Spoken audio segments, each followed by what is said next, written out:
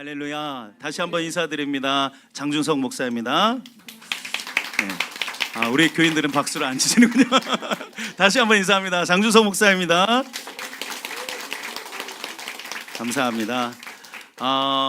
우리 교회는 금지라고 한다면 저희 집에는 금지가 있어요. 우리 헤세드 교회는 은혜 쓰면 안 된다고 하는데 사모님 이름이 은혜시죠?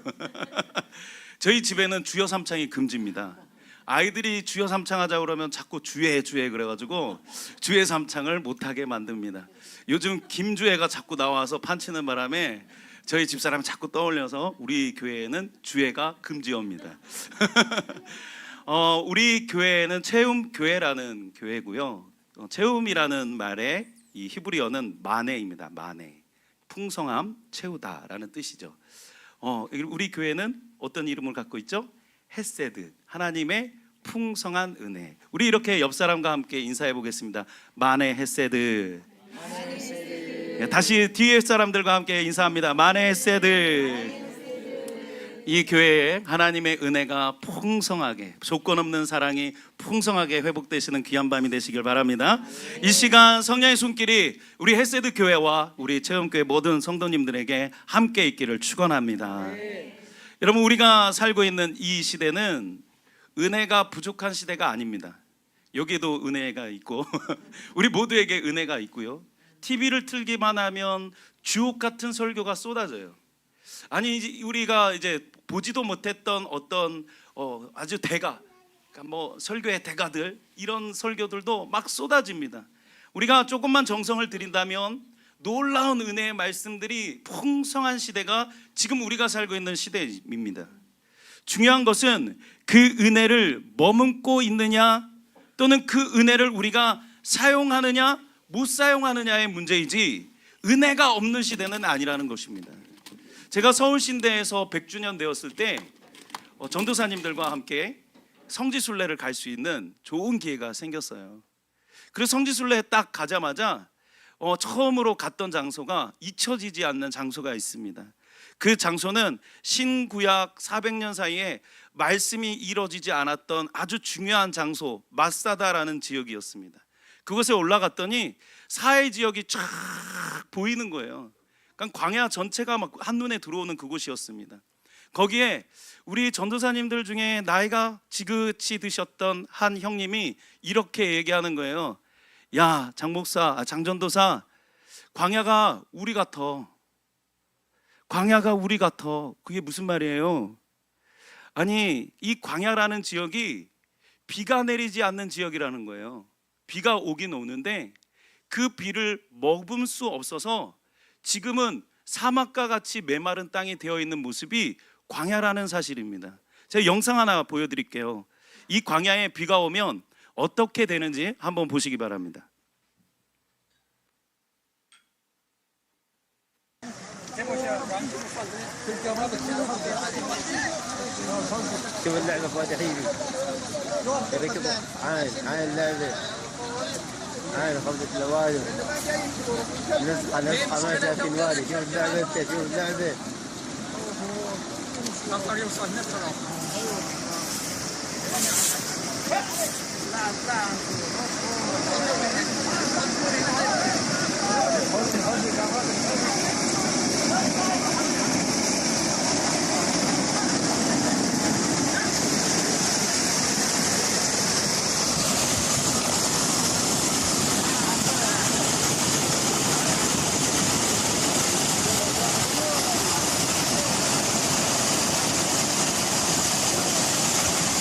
그러니까 광야에 비가 오기 전에는 그곳이 어떤 곳입니까? 여행자들이 순례의 길을 떠나는 도로가 됩니다. 그런데 비가 오면 그곳이 뭐가 되죠? 강물이 됩니다. 그것을 뭐라고 부르죠? 와디라고 부릅니다. 계절하천이라는 거죠. 비가 내리긴 내려요. 그런데 이 비를 머금을 수 없고 그걸 그냥 흘려보내니까 그 광야가 사막과 같은 현상이 일어난다는 것입니다. 제가 목사님께 헤세드 교회에 와서 금요기도회 때 금요기도회를 해주십시오라고 했을 때 1년 전부터 기도하던 내용이, 그래서 목사님 오실 때도 제가 그 노래를 불러드렸어요. 비를 준비하시니. 그리고 오늘 새벽에 하나님께 계속 기도했습니다. 하나님, 비를 쏟아 부어 주시옵소서. 내가 이렇게 기도를 했더니 막 오는데 막 그 번개가 치고요, 앞이 안 보이는 거예요. 그래서 제가 어떻게 했냐면 할렐루야, 하나님 응답해 주시니 감사합니다. 그런데 막 걱정이 되는 거예요. 성도님들 못 오실 텐데, 우리 헤세드 교회에 큰일 났다, 내가 은혜를 딱 끼쳐야 되는데 기도를 그렇게 해놔가지고 어떡하나. 그래서 제가 오늘도 예배 끝나고 비를 준비하신 일을 또 준비했고요. 오늘 말씀 전체의 내용의 중심이 뭐냐면 비입니다. 너무 신기하지 않습니까? 얼마나 감사했는지 몰라요. 여러분은 어떻게 생각했는지 모르지만 저는 쏟아지는 비를 보면서 할렐루야, 할렐루야, 하나님이 응답하셨다라는 마음이 막 쏟아지는 거예요. 하나님이 이 헤세드 교회를 풍성하게 사랑하시는 줄로 믿습니다. 여러분, 우리가 사는 모습도 광야와 같아요. 하나님의 은혜가 없어서 마음이 아프거나 힘들고 그런 것이 아닙니다. 분명히 은혜가 있어요. 그런데 문제는 뭐예요? 이 은혜를 은혜로 사용하지 못한다는 데에 있어요. 오늘 우리에게 한 방울의 은혜라도 그것을 가치 있게 사용한다면 그 강하야 한 방울의 빗방울이 생명을 틔우듯이 오늘 우리의 생명이 틔워지고 이곳에 한 생명 한 생명이 틔워질 줄로 믿습니다. 저희 교회도 아직 2년이 안 됐습니다. 아직 2년이 안 됐지만 하나님께서 우리 목사님 또 이 지방에서 만나게 하시고 또 이렇게 저에게 용기를 또 주시고 막 그래서 서로 이렇게 동역할 수 있도록 허락해 주신 은혜가 얼마나 큰지 모릅니다. 여러분에게도 놀라운 은혜가 분명히 있을 줄로 믿습니다. 저는 비가 오고 눈 오는 것을 굉장히 좋아하는데요, 그 눈과 비 중에 비 오는 걸 더 좋아합니다. 그러니까 오늘 비도 오지요, 주제도 비지요, 또 찬양도 비를 준비하시니죠. 그러니까 오늘 뭔 일이 일어날 거예요. 안 되면 여기 호수라도 좀 틀어서 막 물을 뿌려야 될 것 같아요. 비 오는 날 저는 왠지 마음이 차분해지는 마음이 있어요. 비 오는 것을 좋아하는 사람도 오늘같이 비가 계속 온다면 사실 이건 좋아할 일이 아니죠. 좀 있으면 어떤 일이 벌어지죠? 아까 같이 그냥 홍수가 확 몰아쳐가지고 이 대전에 비가 안 온다고 그렇게 저는 서울에서 내려올 때 대전에 있는 많은 분들이 저에게 이렇게 얘기했어요. 목사님, 대전이 얼마나 좋은 도시인지 아세요? 왜요? 비가 오지 않아요. 물난리가 안 나요. 눈도 많이 안 와요. 그런데 제가 온 다음 날부터 그 해에 물난리 났죠. 그 해에 눈 많이 왔죠. 요번에는 무슨 천이죠? 저기 다리 끊어지죠. 그렇게 되는 거예요. 여러분, 비가 너무 많이 와도 문제가 되는 거죠. 아무리 비를 좋아해도 비 오는 분위기를 좋아하고 그 분위기를 감상을 젖을 수 있어서 좋아하지만 너무 많이 오는 것은 좋지 않습니다. 오늘 시편을 한번 보십시오. 시편 29편에 비를 너무 좋아하는 한 사람이 나옵니다. 천둥 번개가 치고 홍수가 나는 그런 상황 속에서 하나님 앞에 영광과 찬송을 올려드리는 다윗의 모습을 발견하게 됩니다. 이 시편 29편은 진짜 우리가 한 절 한 절을 읽어보면 이 상황이 나와요. 지금 어떤 상태에서 이 다윗이 이 시편을 썼는가가 자세히 나옵니다. 읽어보면 정말 폭우가 쏟아지는 거예요. 지금 그러니까 우기가 돼서 아까 같은 상황이 벌어진 거죠. 천둥 번개가 치고 메마른 땅이 강이 되고 홍수가 되고 물이 범람하고 번개가 백향목에 꽝 치니까 백향목이 쫙 쪼개지는 일들이 벌어진 거예요. 이 산불이 막 나고 그리고 천둥이 막 치니까 산이 막 요동하는데 얼마나 놀랬으면 암사슴이 낙태할 정도로 천지가 진동하고 갈라지고 비가 내리고 꼭 오늘같이 막 그런 상황이 지금 펼쳐지는 거예요. 오늘 이 시편 29편을 쓰고 있는 그럼 다윗의 형편은 어땠는가 한번 보시면 우리가 11절에 이렇게 얘기하는 장면을 봅니다. 다윗이 이렇게 말합니다. 주님은 당신을 따르는 백성들에게 힘을 주신다. 주님은 당신을 따르는 자들에게 힘을 주신다. 주님이 나의 힘이십니다라는 고백이 나올 때 다윗은 어떤 상황이었을까요? 여러분, 언제 주님 앞에 힘을 구하죠? 힘이 넘칠 때? 힘이 없을 때, 죽겠을 때, 하나님 오늘도 이렇게 힘드네요. 오늘도 하나님의 놀라운 은혜가 있었으면 좋겠습니다. 이렇게 기도하잖아요. 지금 다윗이 그런 상황이라는 거예요. 아마 추측건데 다윗이 지금 사울한테 너무 쫓겨다니다 보니까 마음도 힘들고 삶도 힘들고, 자기만 힘든 게 아니라 자기랑 똑같이 도망다니고 있는, 자기를 추동하던 그 세력들도 지금 그렇게 쫓아다니고 도망다니는 이 형편이 너무나 가슴이 아팠던 것 같아요. 굴 속에서 보니까 밖에 막 천둥이 치고 비가 오는 거죠. 이런 형편에 정말 서글픈 형편이죠. 눈물이 날 만한 그런 형편이죠. 다윗이 왕국에 있을 때라도 이렇게 비가 막 내리고 번개가 치고 산이 진동할 정도의 이런 어떤 날씨라면 즐거워할 수 없는 시간이 분명합니다. 동굴 밖에서 번개가 치고 백향목이 쪼개지고, 그리고 땅이 울릴 때마다 지축이 흔들리고, 그리고 짐승들이 낙태할 정도의 상황이었어요. 이런 정도의 상황이라면 지금 눈앞에 이 홍수가 일어나는 일들이 두렵기 마련이고요, 상황뿐만 아니라 지금 자기에게 닥쳐있는 현실의 문제도 똑같이 그렇게 어려움을 주고 있는 현실로 다가왔을 것입니다.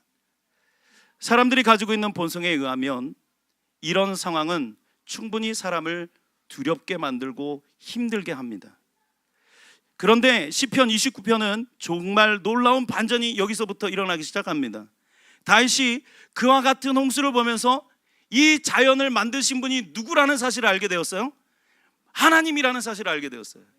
번개가 치고 백향목이 쪼개지고 강물이 불어나고, 그리고 막 낙태하는 모든 현상들이 다 누가 만드신 거예요? 하나님이 만드셨다는 거예요.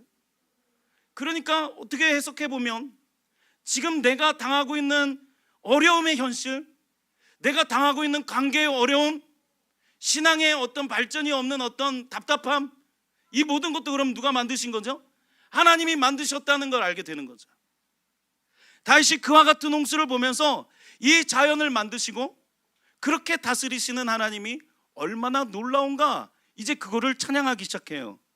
그렇게 생각이 시작되니까 이 홍수로 인한 큰 물소리, 번개소리, 번쩍이는 천둥소리가 다 무슨 소리로 들리기 시작하냐면 하나님의 음성으로 들리기 시작하는 거예요. 지금까지는 어떤 소리로 들렸어요? 자신을 안 그래도 힘들어 죽겠는데 더 서글프게 동굴에서 있는데 번개치고 막 하면 더 처량해지고 더 힘들어지고 그런 상황이었는데, 그 세상을 다시 한번 바깥에서 보니까 그 쏟아지는 비와 천둥 소리가 하나님의 소리로 들리기 시작했다는 거예요. 그 요란하고 듣기도 보기도 어려운 그 소리가 하나님의 소리로 들렸다는 것이죠. 그러면서 다윗이 영감에 막 사로잡히기 시작합니다. 그 자연에 울려나는 엄청난 소리들을 하나님 하늘의 보좌의 천사들이 하나님께 찬양하는 소리로 들리기 시작해요. 막 번개가 꽝 치면 이 소리가 마치 천사들이 할렐루야 막 이렇게 막 부르는 것 같은 거예요. 주님 앞에 이 주님이 딱 자정하시고 하나님이 꽝 하면 천사들의 찬양대 가운을 입고 영광 막 부르는 것처럼 보이기 시작하는 거죠. 1절과 2절의 말씀을 한번 읽어볼까요? 1절과 2절 말씀입니다. 시작. 너희 권능 있는 자들아 영광과 능력을 여호와께 돌리고 돌릴지어다. 여호와께 그의 이름에 합당한 영광을 돌리며 거룩한 옷을 입고 여호와께 예배할지어다. 아멘. 1절과 2절을 읽어보면 사실 제가 얘기했던 그 배경을 단번에 이해하기 어려울 것입니다. 1절과 2절을 읽어보면 이런 내용이잖아요. 너의 권능 있는 자들아 영광과 능력을 여호와께 돌릴지어다.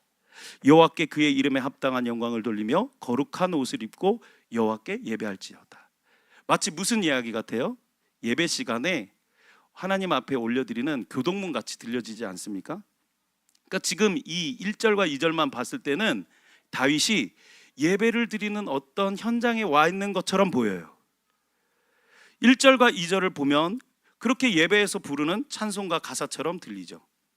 그런데 그 뒤를 읽어 내려가다 보면 지금 다윗이 성전에 있는 것이 아니라 비가 쏟아지고 있는 들판에 나와서 비를 맞으면서 하나님께 찬양하고 있는 모습이 보입니다. 지금 들판에는 비가 쏟아져요. 하늘에서는 뭐가 쳐요? 천둥이 치고요. 눈앞에는 지금 나무가 불타고 있고요. 그리고 물이 불어나서 막 불어내리는 아까 그 영상과 같은 소리들이 막 울려 퍼지기 시작하는 거예요. 그런데 다윗에게는 지금 이 현상이 다르게 보이는 거죠. 어떻게 보입니까? 마치 예배를 드리기 위해 성전 가운데 딱 나왔더니 찬양대가 하나님께 영광 하는 것 같고, 막 우르르 소리 막 들리며 하나님의 음성이 들리는 것 같고, 그냥 마치 자연을 보니까 온 만물이 하나님을 찬양하고 예배하는 것 같이 느껴지는 거죠. 천사들이 하나님께 영광, 영광 그렇게 올려드리는 것처럼 보이는 거예요. 9절의 말씀 한번 읽어보겠습니다. 9절의 말씀입니다. 시작. 여호와여 낙태하게 하시고 살림을 말갛게 벗기시니 그의 성전에서 그의 모든 것들이 말하기를 영광이라 하시도다. 성전에서 무엇하는 것 같이 보인다는 거예요? 영광이라고 하는 것처럼 보인다는 거예요. 그분의 성전의 모든 것들이 하나님같이 말하기를 영광, 영광이라고 외친다고 보고 있다는 거죠. 기가 막힌 일이 아닙니까? 지금 다윗이 기가 막힌 감동 속에 처해 있는 겁니다. 이 폭우가 쏟아지고 강이 되고 홍수가 되고 천둥번개가 치고 있는 이 상황 속에 지금 이 다윗은 하늘의 하나님 위에 그 성전에서 천사들이 하나님 앞에 찬양하고 예배하는 모습처럼 보이기 시작한다는 거예요.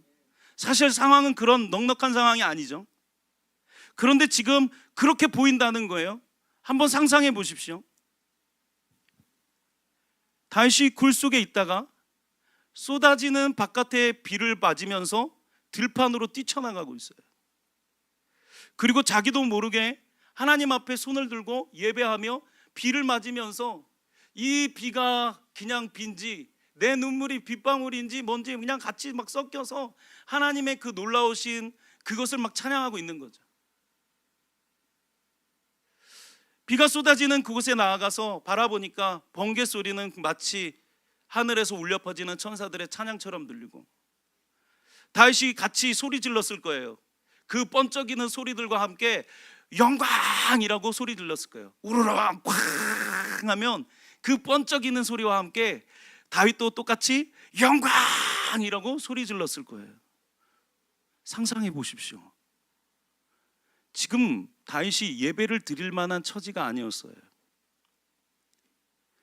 그 쏟아지는 비를 보고 자신의 신체를 한탄하고, 그리고 그 신세에 대한 것을 묵상하고 눈물을 흘리며 질질 짜고 있어야 할 시간이었어요.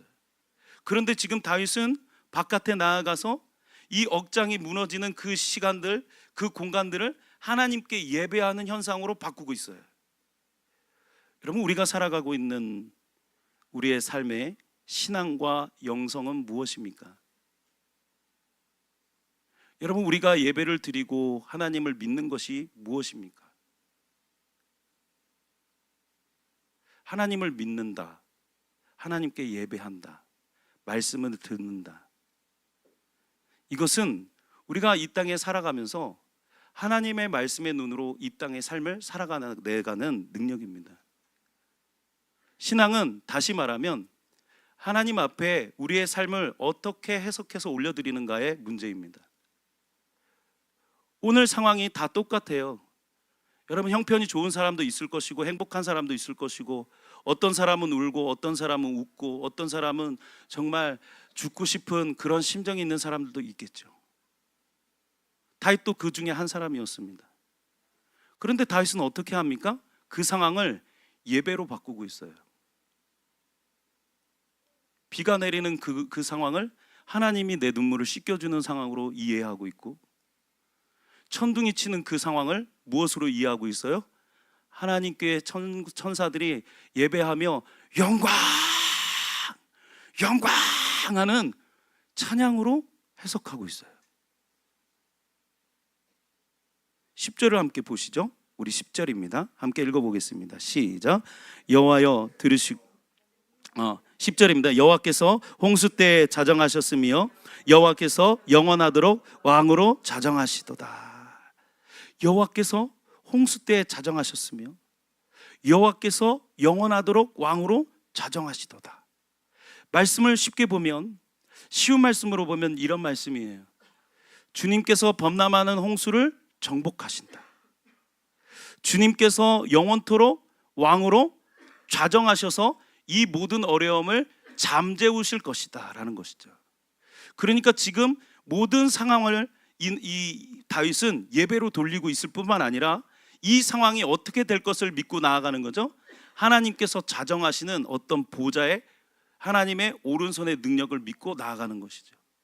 그러면서 이 예배를 드리는 다윗이 이 상황이 하나님께서 분명히 잠재우실 상황이고 하나님께서 더 좋은 길로 나를 인도하실 것이라는 것으로 이 삶을 해석하고 있다는 거예요.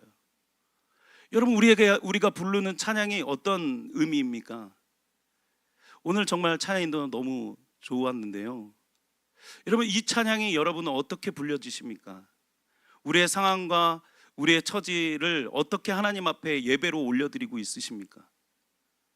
삶 따로 예배 따로, 여러분 그런 삶을 살고 계십니까?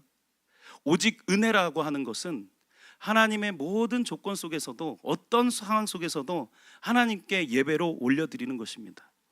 다윗은 지금 속에서부터 말할 수 없는 감격으로 하나님께 얼마나 위대하고 크고 놀라우신 그 하나님을 막 모든 것을 다, 모든 세포를 다 토해내며 하나님께 영광을 돌리고 있는 것이죠.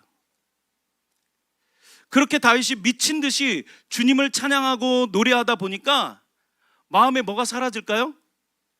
아까 처음 들었던 그런 마음들 있잖아요. 처량한 마음, 서글픈 마음. 왜 내 처지는 항상 이렇지? 왜 나는 항상 이욕에서 넘어지지? 왜 나를 가만두지 못하는 거지? 이런 상황들이, 두려운 마음들이, 서글픈 마음들이, 현실과 두려움들이, 소란스러운 잡소리들이 그냥 사는 것 같지 않다, 그냥 여기서 끝내고 싶다라고 생각했던 그 어두운 마음들이 다 사라져 버리는 거죠. 이 모든 마음들이 다 무엇이 되는 것입니까? 하나님께 올려드리는 찬양이 되고 예배가 되어서 하나님이 내 삶을 자정하신다는 고백으로 바뀌어지는 것이죠.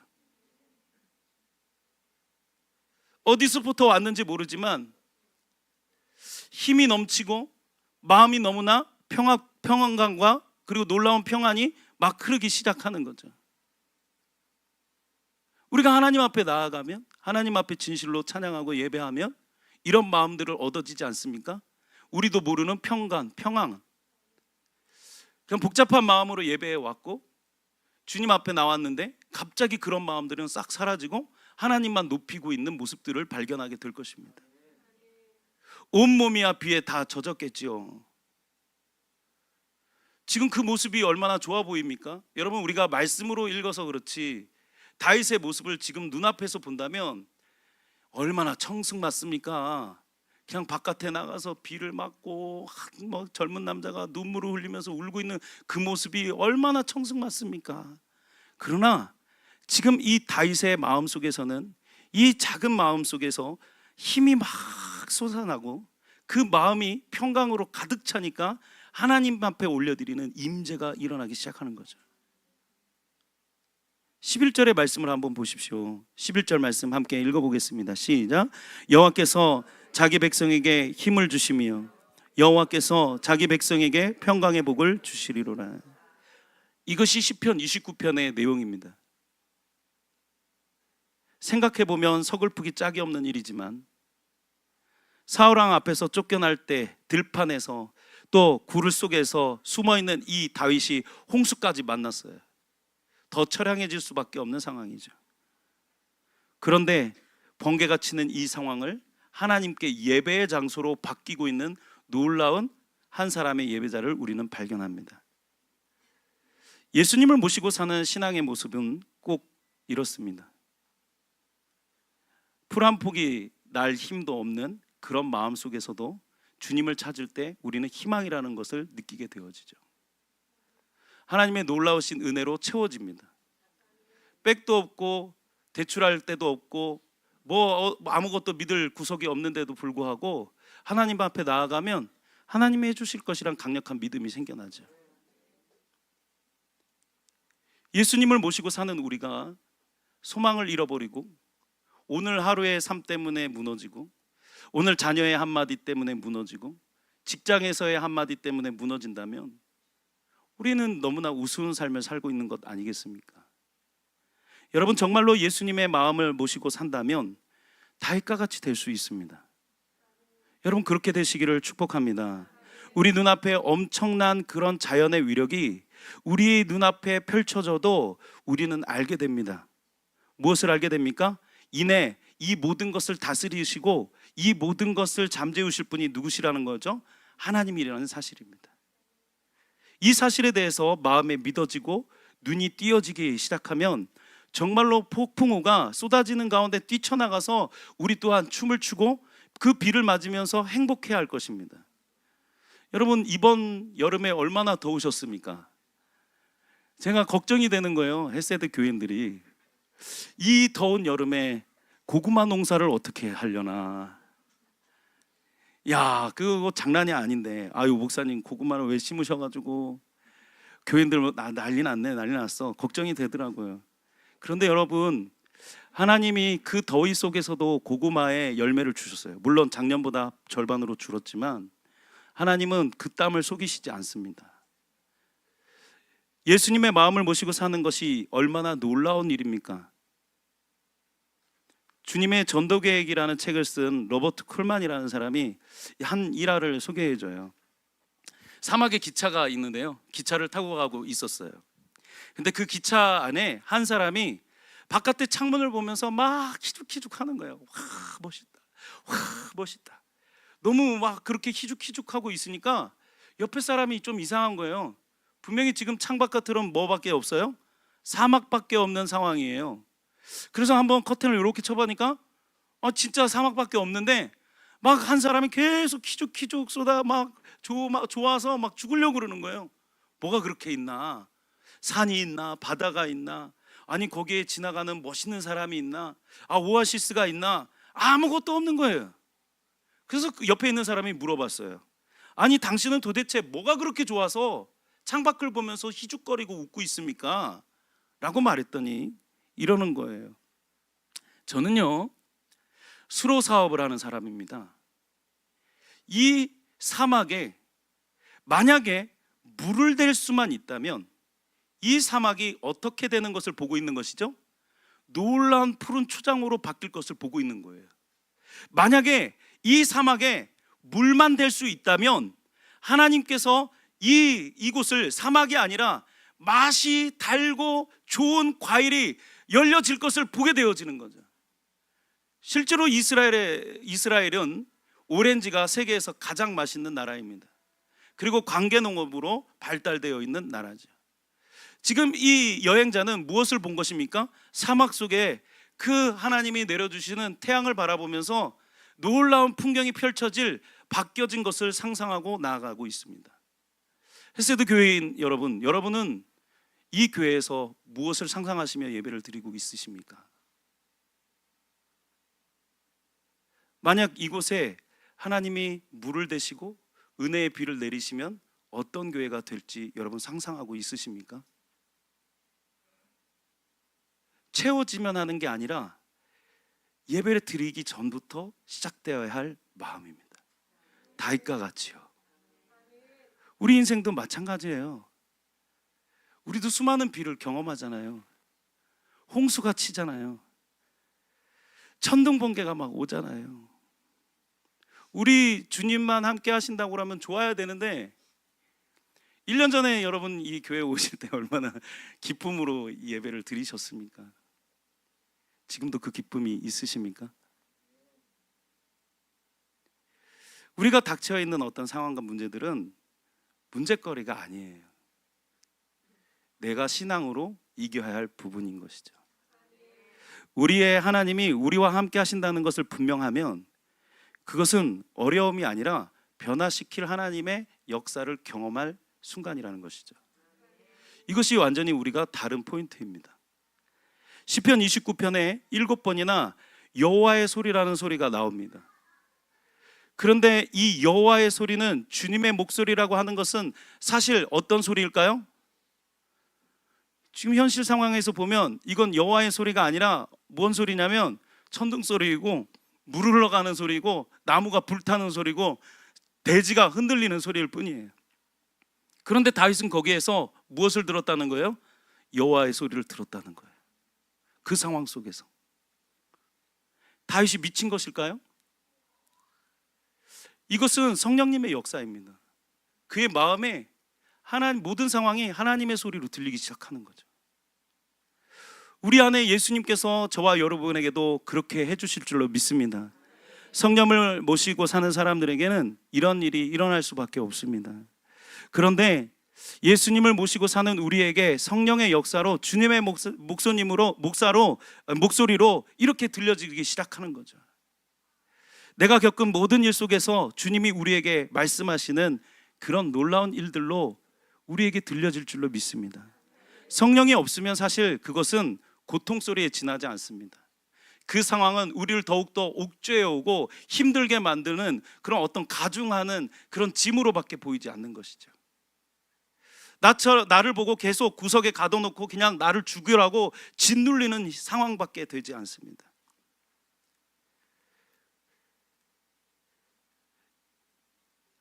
우리가 하나님을 영접하기 시작하면 그때부터 어떤 일이 벌어지냐면, 주님을 내가 내 주인으로 모시고 살면 하나님의 음성이 들려지기 시작하죠.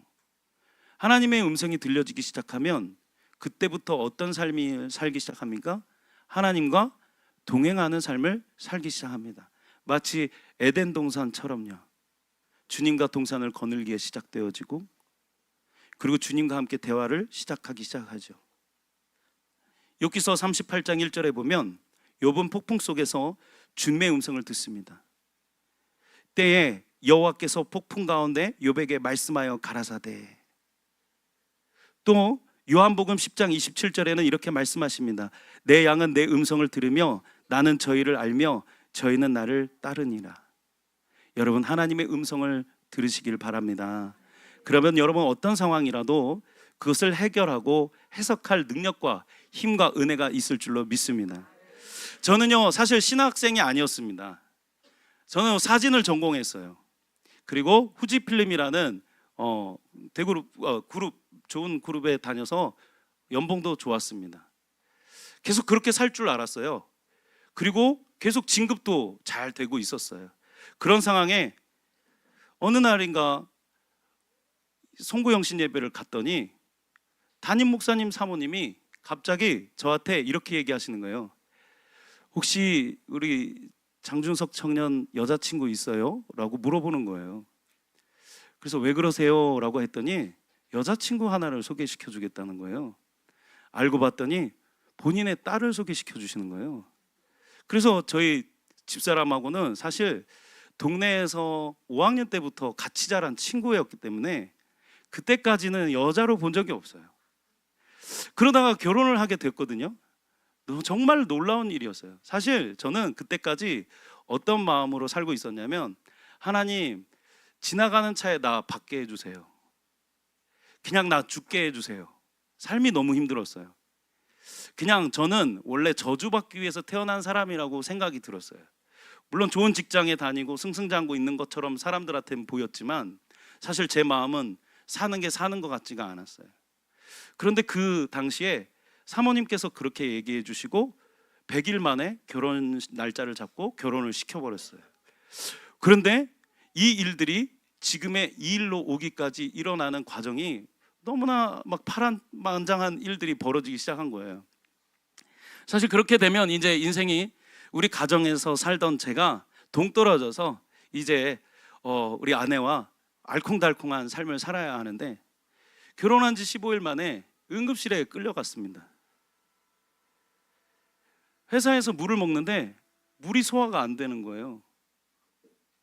아무것도 소화할 수 없고 밥도 씹을 수가 없어서 가장 가까웠던 병원이 을지로에 있는 중앙대학 병원이었어요. 백병원이라고 불렸던 곳이었어요.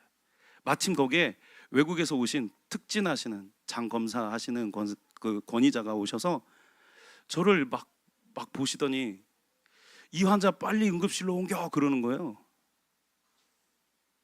그러더니 마취도 안 하고 대장 내시경을 하고 막 CT를 찍고 난리가 난 거예요. 이 상황이 어떻게 된 상황인가. 저는 정녕 아무것도 지금 이 상황이 어떻게 흘러가는지 알지 못했어요. 그런데 갑자기 한복 입으신 우리 집사람의 고모님이시 원장님이 기도원 원장님이셨는데 갑자기 응급실로 한복 입고 오신 거예요. 그래놓고 저를 눕혀놓고 이렇게 말씀하시는 거예요. 장서방, 나 기도하는 사람인 거 알지?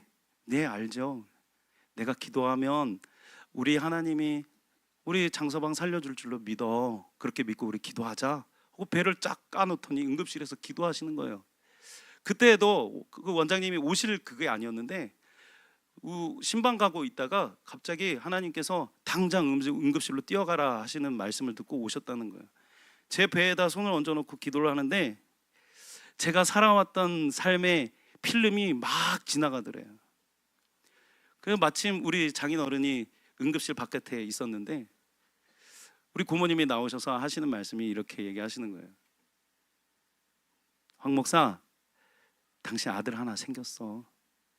사위가 아니라 아들로 삼아. 그때부터 저희 아버님을 저는 아버지라고 부르고 아버님은 저를 아들이라고 부르세요. 참 희한하죠? 하나님이 제가 저 혼자만 알고 있다고 꿍꿍거리고 죽고 싶다고 했던 문제들을 다 보여주시는 거예요. 제 살아왔던 삶의 이력들을. 그리고 그것을 우리 가정에 우리 아버님에게 알려주시고 신학의 길을 갈 수 있도록 만들어 주셨어요. 알고 봤더니 그 초진 내용이 뭐였냐면 급성대장암이었어요. 그래서 안병동으로 같이 옮겨졌고 주변에 있는 사람들이 다 암 환자였다는 사실을 알지도 못했어요. 그리고 그 과정 속에서 원장님이 절대 칼대지 마라. 칼댈 일이 아니다. 그렇게 한 20일 동안 병원에서 생활을 하다가 나중에는 결론이 알지 못하는 박테리아성 어떤 전염. CT를 찍었는데요. 제 배에 장이 멈춰 있고요. 줄줄이 비엔나처럼 뭐가 다 막혀 있는 거예요. 그래서 물 하나도 삼킬 수 없는 상태가 됐고 그냥 장이 장 기능을 하지 못하는 상황이었던 거죠. 그런 상황 속에서 하나님이 저에게 두 가지 선택을 할 수 있는 기회가 생겼어요. 저는 사실 사진을 통해서 하나님을 만나고 하나님을 증거하려고 그렇게 삶을 살아왔었는데 그래서 좋은 장로가 되는 게 제 꿈이었는데 갑자기 그때부터 제 인생의 길은 목회자로서의 삶으로 살아갈 수밖에 없는 일들이 생겨났죠. 그때마다 저는 얼마나 놀라운 일들이 벌어지냐면 제 상황 속에 있었던 모든 일들이 예배가 되는 거예요. 제가 미워했던 한 사람의 마음을 놓고 기도하면 하나님이 그 마음을 품을 수 있는 은혜를 주시는 거예요. 저는 엄청난 박치입니다. 우리 교인들도 제가 박치라는 사실을 너무나 잘 알고 있어요. 이번 주에 중학교 아이 하나가 서윤이가 저를 찾아오더니 목사님, 제가요 목사님처럼 자꾸 박자를 틀려요. 그래서 동기화가 시작되는 거죠. 그런데도 불구하고 제 문제거리를 가지고 나아가면 하나님이 은혜를 주시는 거예요. 별게 있어서가 아니라 그것을 가지고 나가면 그게 예배가 되고 삶이 되고 그것이 하나님의 놀라운 축복으로 변합니다. 저희 체험교회가 아직 1년 넘지 않았다고 했잖아요. 하나님이 계속해서 사람을 보내주시는 거예요. 전도를 안 했는데도 불구하고. 그런데 다 어떤 분들이 오냐면 저와 같이 마음에 상처가 있거나 아픔이 있거나 신앙에 문제가 있는 분들이 와서 치유를 받기 시작하는 거예요. 여러분, 하나님의 놀라운 은혜가 오늘도 우리가 있는 삶의 현장 속에서 일어나는 것을 여러분 믿으시길 바랍니다. 홍수나 번개치는 상황은 누구에게나 올 수밖에 없어요. 그런데 그 상황을 어떻게 해석하느냐가 신앙이죠. 우리 교회의 문제를 가지고 어떻게 예배로 돌리느냐가 이 교회에 하나님의 놀라운 생명이 머무냐에 생명을 건 예배의 영적 싸움인 것입니다. 헤세드라는 그 이름의 놀라운 그 이름의 능력이 여러분에게 있으시기를 축원합니다. 우리 인생에도 이런 일들은 분명히 벌어집니다. 그때마다 여러분의 마음속에 찬양을 부를 때구나. 그러니까 이제 번개가 막 우르르 쾅 하면 이거 무슨 소리로 들려야 돼요? 영광 소리로 들려야 되는 거예요. 삶에 문제가 왔어요. 누군가 옆구리를 막 푹 찌르고 너 죽어봐라 그러면 이게 무슨 소리로 들어야 돼요? 영광 소리로 들려야 되는 거예요. 자, 한번 훈련해 볼까요? 자, 우르릉 쾅 하면 영광 하는 거예요. 우르릉 쾅. 이거 안 하면 이제 신천지예요. 두 손 들고 영광 하는 거예요. 자, 우르릉 쾅. 저기 두 분 안 드셨어요. 교리적으로 문제가 있을지도. 다시 한번 해볼까요? 우르릉 쾅. 그래요, 여러분. 신앙생활에 하나님을 찾는 것이 얼마나 큰 은혜입니까?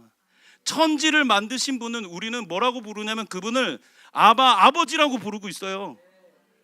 근데 그 천지를 만드신 아버지를 아버지라고 부르고 있는데도 불구하고 상황 때문에 쭈그러져 있는 우리 모습은 무엇입니까? 하나님을 높여드리려고 예배하는 우리가 벌써 예배 현장에 나오기 이전에 패배한 모습은 무엇입니까? 아무것도 없는 다윗도 그 비를 맞으면서 눈물인지 빗방울인지 모르면서 나가지고 우렁카마 영광 하고 있는 그 모습이 참 예배자로 부르신 하나님의 자녀의 모습이 아니겠습니까? 주님은 그렇게 우리에게 말씀하십니다. 그것이 무엇입니까? 은혜죠. 이 한 달 동안 우리는 오직 은혜라는 말씀을 지금 묵상하고 계실 겁니다. 여러분, 무엇이 은혜입니까? 차를 바꾼 게 은혜입니까? 집을 바꾼 게 은혜입니까? 직장으로 진급하는 게 은혜입니까? 우리 자녀들이 합격의 소식을 가져오는 게 은혜입니까? 아니요. 집불도 없는 내가 우르릉 쾅 소리, 오늘같이 비 오는 소리가 와 조명 소리로 들리고 막 빗소리가 그냥 여기 우리 헬세드 교회를 채워주시는 하나님의 놀라우신 일함의 소리로 들어지면 여러분, 그것이 무엇입니까? 은혜죠. 놀라운 일이죠. 이 속에서, 이 죽을 수밖에 없는 삶의 현장 속에서도 그 소리가 주님의 음성으로 들려지면 살아요. 어떤 어려움이 와도 명심하십시오. 주님의 음성을 들으면 삽니다. 따라해 볼까요? 주님의 음성을 들으면 삽니다. 이사야 55장 3절에 이렇게 말합니다. 너의 귀를 기울이고 내게 나와라. 그리하면 너희 영혼이 어떻게 되리라? 살리라 라고 말씀하셨어요. 살리라. 어떤 처지에 있어도 우리는 하나님을 볼 수 없지만 우리 안에서 말씀하시는 하나님의 그 말씀이 운행하기 시작하면 그 모든 상황은 예배가 되어지고 은혜가 되어지는 거죠. 그래? 나를 찔러? 그래, 나를 쳐? 내가 누군 줄 알아? 여러분, 그렇게 발동할 게 아니라 이제는 그럴 순간순간마다 어떻게 해야 돼요? 그냥 정말 힘들면 목사님께 전화를 하세요. 목사님, 내가 마음이 좀 상처가 있어요. 기도해 주세요. 그럼 그때마다 영광하고 막 찬양으로 바꾸셔야 돼요. 그리고 여러분이 예배의 자리로 나오셔야 되는 거예요. 상한 마음을 가지고 오시면 하나님께서 가장 기뻐하시는 제사가 된다고 하셨어요. 하나님이 찾으시는 제사는 어떤 제사입니까? 상한 영혼으로 드리는 제사입니다. 그리고 다윗은 어떻게 됩니까? 그 현장에 나와서 울부짖고 기도하고 하나님께 영광하고 비를 맞으면서 처량하게 기도하고 있는 이 다윗이 그 예배를 통해 어떻게 됩니까? 영적으로 성장하죠. 그리고 다윗은 어떻게 됩니까? 왕으로서 등극하게 되어지죠. 우리도 살 수 있습니다. 반드시 살아서 웃으며 그날에 하나님께 찬양하고 간증자가 되시기를 축복합니다. 은혜를 받아서 세상에 흘려보내는 자들이 되시길 바랍니다.